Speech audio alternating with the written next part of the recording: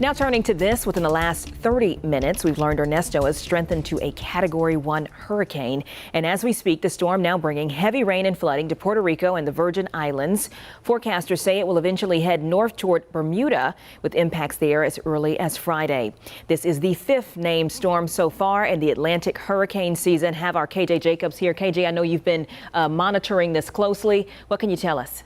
Well, right now, we're looking at the hurricane season intensifying, and really, Kaylin, we're certainly on record for this season to start to pick up as we're headed towards peak hurricane season in less than a month from now. So things are really starting to crank up, and we're crossing names off the list. And you can see Ernesto now forming into a hurricane. And this is the latest information. It's barely a Category 1, and thank goodness it's moving out over the open Atlantic right now, but it will gain that momentum, and it could very well become a Category 2, staying away from land, but certainly Puerto Rico, also the U.S. Virgin Islands and the British Virgin Islands certainly being impacted as it moves off towards the northwest at about 15 to 20 miles per hour, about 175 miles away from San Juan, Puerto Rico right now. Headed towards Bermuda, taking those impacts right along with it. Could have those impacts as early as Friday and moving over the island by Saturday morning and then pushing off towards the north. We're here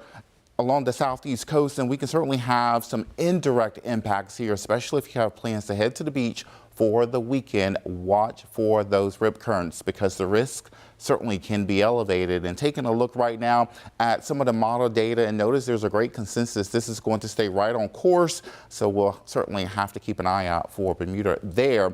Notice peak hurricane season coming up on September 10th, so it's not long from now. I know it may seem like the season is moving at a slower pace, but we're looking at these names to really start to be crossed off this list here. That's not what we want to happen, but of course, given what we just had with Debbie, we have to stay prepared for the impacts, even inland areas like where we are here in the Piedmont.